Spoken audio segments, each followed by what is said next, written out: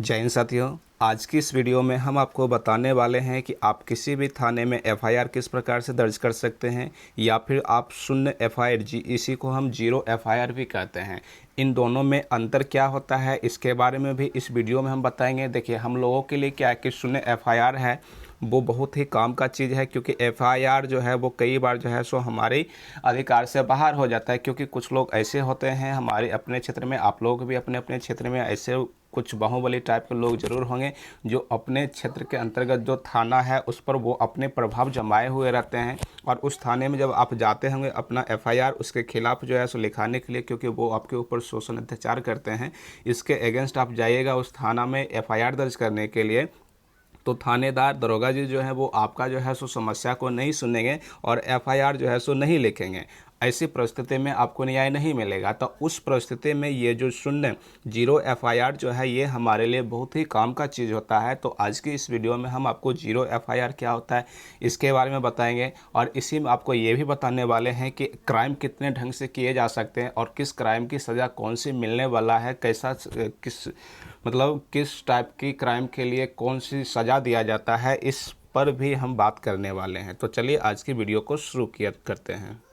सबसे पहले हम आपको इस वीडियो के माध्यम से बताते हैं कि आपको या आपके साथ कितने प्रकार के क्राइम हो सकता है, या फिर आप ही धोखाधड़ी में किसी के साथ अगर लड़ाई झगड़ा करते हैं तो क्या मामूली सी झगड़ा करने के बावजूद भी आपके ऊपर एफआईआर दर्ज किया जा सकता है या नहीं किया जा सकता है, या फिर बहुत बड़े क्राइम कर चुके हैं जैसे किसी का मर्डर कर देना, किसी का जो है सो गले घोंट देना, तो इस प्रकार की क्राइम करने के बाद आपके ऊपर एफआईआर हो सकता है, किस ढंग से हो सकता है, इन सारे चीज़ों पे हम बातें करने वाले हैं। जैसे कि आप देख रहे हैं कि चित्र में हमने दिखाए हुए हैं कि ये थाने के अंदर जो है सो ये पुलिस हैं, और ये जो है सो इस महिला का और ये पुरुष जो है ये दोनों एक दूसरे यहाँ पर बैठ के अपनी समस्या को बता रहे हैं, और इनके पास डायरी है जहाँ पर ये एफआईआर शायद लिख रहे होंगे। यहाँ पर देखिए, यहाँ पर भी जो है ये एफआईआर लिख रहे हैं, उनकी कंप्लेन को लिख रहे हैं, और यहाँ से भी आप देख सकते हैं यहाँ पे भी सेम काम हो रहा है। तो लेकिन इससे पहले हम आपको बताते हैं कि आप अपराध किस किस ढंग से कर सकते हैं। जैसा कि यहाँ पर आप देखिए हमने लिखे हुए पहले नंबर में कि कॉग्निजेबल है, यानी कि संगीन अपराध। अपराध का एक भाग है कॉग्निजेबल जिसको हम संगीन अपराध कहते हैं, और दूसरा भाग है नॉन कॉग्निजेबल मतलब असंगीन। असंगीन कहने का मतलब ये हुआ कि जब कभी भी आप छोटे मोटे अपराध करते हैं तो उस परिस्थिति में जो है सो आपके ऊपर कोई बहुत बड़ी एक्शन नहीं लिया जाता है। छोटे मोटे अपराध के अंतर्गत जैसे हम कह सकते हैं कि आपने अगर किसी का पॉकेट मार लिए हैं, या कोई आपके चाहे आपका जो है सो आपका ही पॉकेट मार लिया है, पैसा चोरी कर लिया है, या मोबाइल चोरी कर लिया है,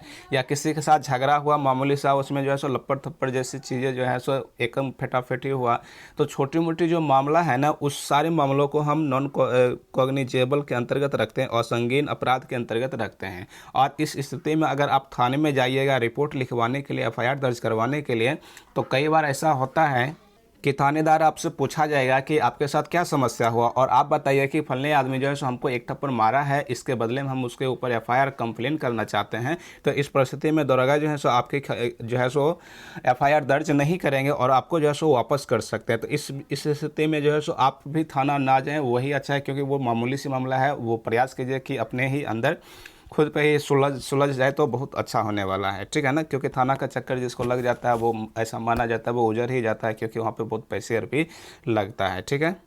और दूसरा तरीका यहाँ पर है कि कॉग्निजेबल का मतलब होता है संगीन। संगीन कहने का मतलब यहाँ पर ये आपको समझना है, जैसे कि हम कहते हैं कि गांव समाज में भी ऐसे सुनने को मिलता है, वाओ ये जघन्य अपराध कर दिया, ये संगीन अपराध किया। और संगीन अपराध करने का मतलब आप किसी का हत्या कर दिए हैं, किसी के साथ आप बलात्कार जो है सो किए हैं, या फिर कोई जो है सो किसी के साथ बलात्कार करते हैं, तो ये सारे मामला जो है ना वो संगीन मामला के अंतर्गत रखा जाता है। इसलिए इसको कहते हैं कि इस प्रकार के मामला में अगर कोई व्यक्ति किसी अपराधी के प्रति, यानी कि जो ये घटना को अंजाम देते हैं उसके प्रति अगर जाते हैं कोई थाना में एफआईआर दर्ज करवाने के लिए, तो उसकी जो है सो एफआईआर को लिख लिया जाता है और उसके ऊपर जो है सो एक्शन लिया जाता है। क्योंकि इसके बाद जो है उस अपराधी को छानबीन किया जाता है, और पकड़ा जाने के बाद उसका जो है सो इन्वेस्टिगेशन भी होता है और उसको मार भी लगता है। तो इस प्रकार की देखने को मिल जाता है। तो आपने यहाँ पर देख लिया कि घटना जो है वो दो प्रकार के घटित यहाँ पे हो सकता है। एक है नॉन कॉग्निजेबल और दूसरा है कॉग्निजेबल। नॉन कॉग्निजेबल के अंतर्गत आप रखिएगा और संगीन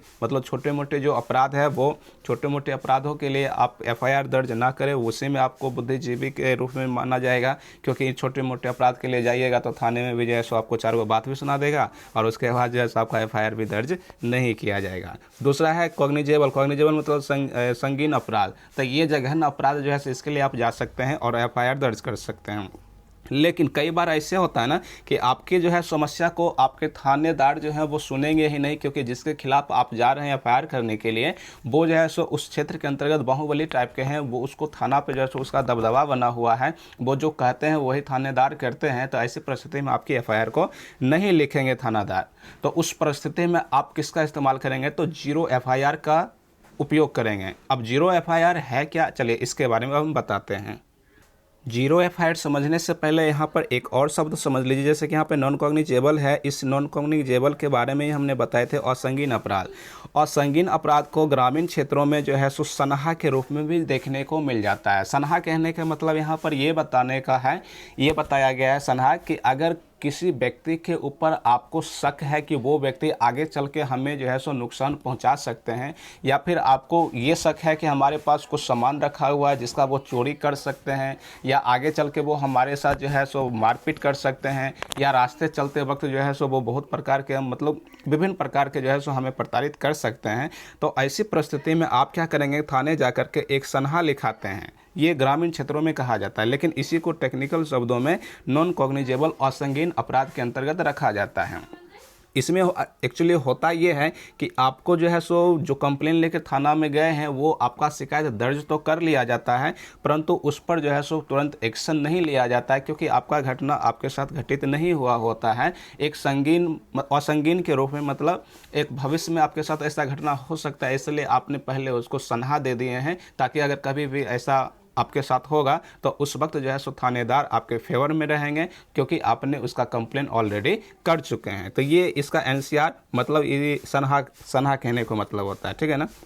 एनसीआर कहने का मतलब ये नॉन कॉग्निजेबल ही है, नॉन कॉग्निजेबल रिपोर्ट होता है। ठीक, आगे देखिए। अब यहाँ पे आप समझ सकते हैं कि एफआईआर क्या होता है और उसके बाद जीरो एफआईआर क्या होता है। सबसे पहले तो एफआईआर के मतलब हम आपको बता दें कि एफआईआर का मतलब होता है फर्स्ट, इसमें आप कह सकते हैं फर्स्ट इंफॉर्मेशन रिपोर्ट, ये कह सकते हैं, ठीक है।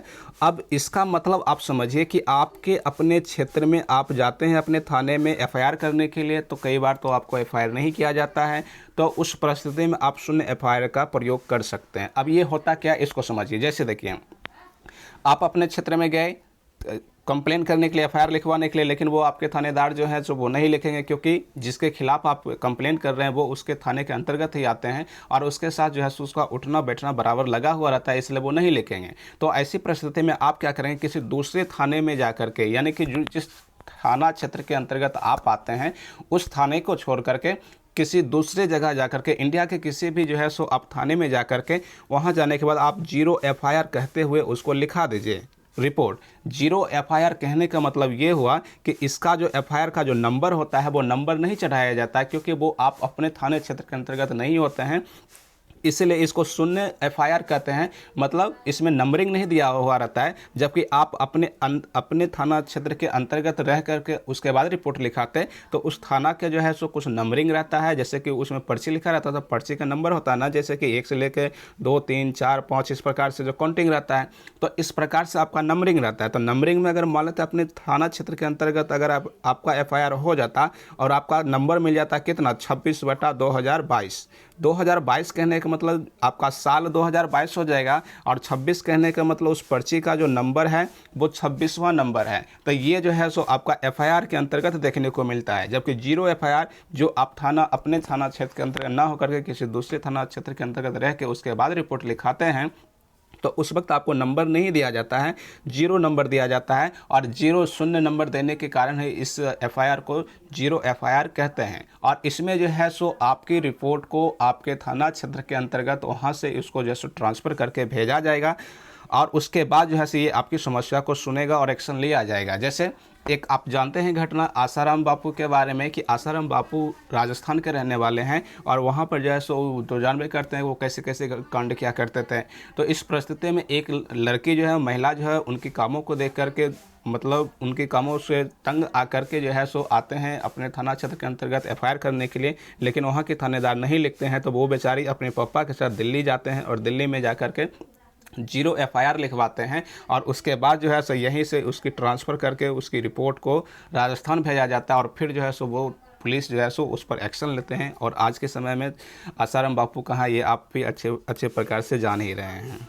अब यदि किसी के ऊपर एफआईआर दर्ज हो जाता है तो उसके बाद आता है इसी में चार्ज शीट आता है। इसमें चार्ज शीट कहने का मतलब ये हुआ कि जब तक मामला पुलिस के हाथों में रहता है तब तक चार्ज शीट नहीं लगाया जाता है, लेकिन जैसे ही मामला जो है सो कोर्ट में चला जाता है, कोर्ट में जाने लग जाता है, तो उस वक्त जो है सो आपके ऊपर पुलिसों के द्वारा चार्ज शीट लगाया जाता है।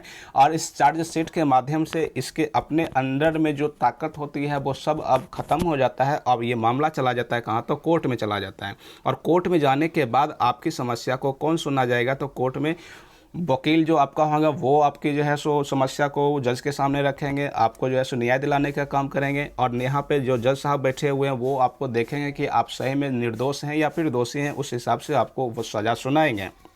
ठीक है ना।